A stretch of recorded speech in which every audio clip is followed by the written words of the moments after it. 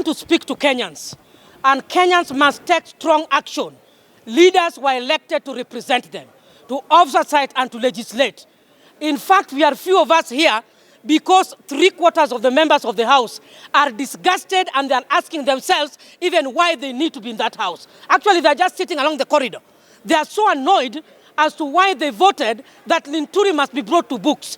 And then just to come today, and then we are being told that because of the select committee, their report is final. It is quite a dictatorship point of view that we reject and we condemn. Number two, I want to say that farmers are suffering. We are just experiencing floods, and even our agricultural produce is going to be completely down. Farmers suffered before the disaster of floods, and the situation is pathetic. I was so encouraged when CS Linturi once mentioned that he is ready to speak the truth. Why couldn't he be given the chance to speak the full truth? I saw him testifying. He was supposed to be given time to speak the truth and not to say that the select committee has reported and that is final. My number two, this select committee who was elected, even on that day it was on post. And we were being advised, some people were advising, misadvising, not advising, that the moment we reject the select committee, it means that the case will go for free and CS Linturi will go untouched. Based on that, the House of the Floor allowed them to proceed. We did not know, little did we know, that they were going to produce a shoddy report. I'm advocating that this is a select committee which must not be selected any other time to represent the Kenyans. It is a shame, it is disgusting, and we're not tolerating it. Finally, bringing the case back is not an issue. CS Linturi had somebody who is called accounting officer.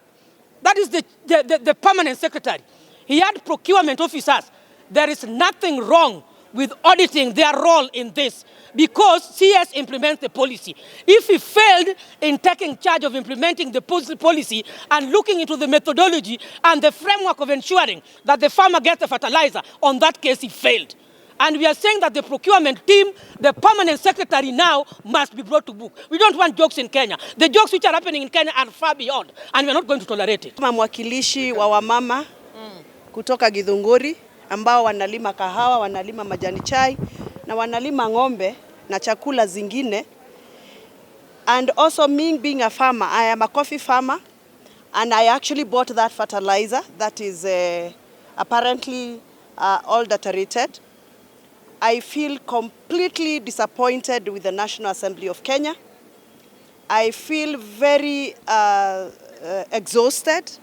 Not because I wanted the result to be on the other way, but I thought we should have considered the many farmers that actually brought even the samples fertilizer into the parliamentary buildings, the county hall building when they were asked to. And when I listen to what is going on today in Parliament, even those that are supposed to speak, I have been seated in this Parliament since 2 o'clock. They have been handpicked by the leadership of the House. The people who are supposed to be speaking against the report cannot be given the microphone. Yeah. I have just registered my disappointment, even with the speaker right now. Because I wanted to speak and say, I don't think my farmers have been ably represented. I don't think the feelings and the frustration of my farmers has been registered. So I am sorry to say, it looks like Parliament has gone to bed with the executive. Exactly. Completely gone to bed with the executive. And that means whatever the executive want to do in this country, nobody will question. Oppose. Nobody will oppose. Because I can even see members clapping and celebrating when other members are really walking out in distress, in pain like some of us. So for me as a member of Parliament, I feel like Parliament has not been fair to the farmers of Kenya. Farmers of Kenya have been left on their own. Farmers of Kenya can only pray to the Heavenly Father who gives rains, that their crops are not going to fail and eventually they are going to harvest. And I am very disappointed because this House has not actually given hope to the Kenyan farmer. I wanted to hear a statement, for example, now that we have discussed and decided that the minister is not guilty and should not be fired, any farmer who bought that adulterated fertilizer should go to this specific place, get a refund, or get compensation. But as we speak, a whole week of expectations by farmers, and we are going home delivering no hope, no expectation, no positive expectation, and we are only selling frustration. I am sorry on behalf of members of parliament that really voted no last time, 149 of them. The decision of 149 members of parliament has been brought down by only 7 members. It is unheard of, it is depressing, and it is the worst thing that can happen to a house of democracy like this house. Na nataka kuambia Wakenya, fertilizer gushi ilikuwepo, ndio ilikuwepo. Ingekuwa vigumu sana. Kenya Kwanza walichukua wale watu 7 walitupa, walichangia kwa uzito sana kupinga hiyo motion kwa floor, na wakapiga kura against that motion. Wakawachukua wakawaweka kwa select committee, people with very strong opinion indeed.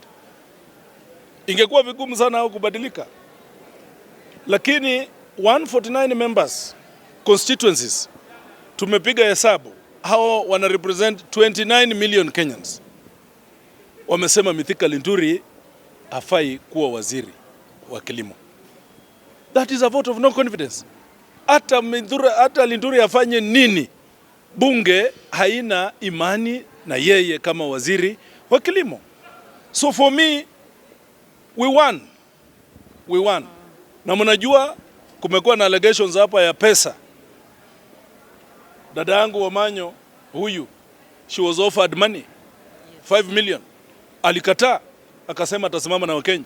Na hata akawaambia, hao majamaa walikuwa karibu wanapigana huko, akawaambia hiyo pesa itawaletea cancer. It is in public knowledge that these people wametembea hapo wakikula pesa, lakini tunawaachia Wakenya. Wengine hata wanatoka kwa maeneo za agriculture kama Malulu Injendi, Nabukoi, Chepkonga. Wataambia nini wakulima? Wakienda Nabukoi, wewe Chepkonga utaambia nini wakulima? Malulu Injendi, wewe wakulima wameniita kwako Malava na lazima nikuje, utawaambia nini? Because of 5 million?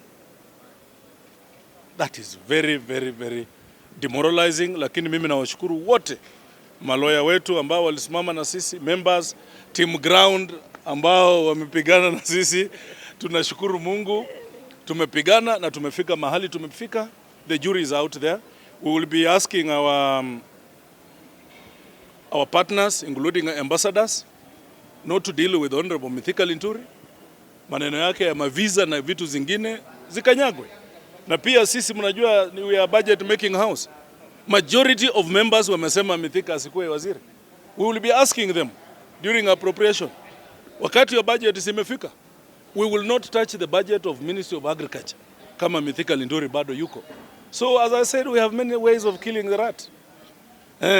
Saa hii tumeweka rat and rat, panya ameponyoka. Sasa iko kiberiti kuweka nyumba chini. Iko njia mingi na bado tutapasua hizo njia, lakini kwa farmers wa Kenya tunawaambia tu poleni.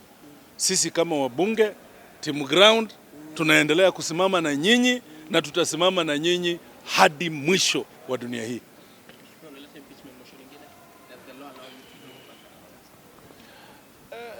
Nimekuambia there are many ways of killing a rat. Sasa imeponyoka rat and rat. Wacha tujaribu kiberiti. Wacha tujaribu kiberiti. Wewe namna gani? Ulisoma literature?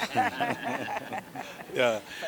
What I'm saying is that there are many ways of dealing with the issue, and we have also learned. By the way, it's very expensive for a member to sponsor a motion. We are going to look at our standing orders. We need to relook at the laws. It is very expensive on the member. You have to pay lawyers. It looks like you are on trial as a member, which shouldn't be the case. The whole last 1 week, I never slept. You have to deal with so many issues, including security. Na mnaelewa. Lakini sisi tunaishi kwa mapenzi ya Mungu na imani yake. God first, and my minority leader for giving me an opportunity to be part of the select committee that was investigating this matter. My observations is that if you do not have the system backing you, you are on your own. There were so many frustrations, obstructions to evidence, obstructions, intimidations, and deliberate switching off of lights, and sudden disappearance of the sponsors, advocates. People were busy. I want to remember when I was once voiceless. And I would, in my own little capacity, imagine that a honorable member would fight for me. This was the right opportunity, the right time for a silenced voice. Devesh Patel, wherever he is, I do not know him, but I know something about his company. The farmers who clearly, they didn't even have fair to come and show or prove that indeed there was fake fertilizer. I saw them and listened to them very intensively and keenly looked at them. The body language, they were not acting. It is indeed true, and it has not been denied that there was fake fertilizer. My question kept on remaining, asking myself, so who is responsible for all this scandal? So even if you're silenced, any farmer, a widow somewhere, peasant farmer, who hardly makes 2,500 shillings, who goes to table banking to borrow so that they can have their crops planted in time. But this time it wasn't so. I want them not to give up, because the opportunity for the select committee was there to represent those who have no voice, to represent those who have no money to fight in courts, to represent those who do not have powerful friends, to represent those who would just wish that somebody holds their hand. But as the saying goes, and the adage prevails, that a poor man has themselves to carry on. So I want to tell farmers, let us carry on, because we are still in a den of iniquity.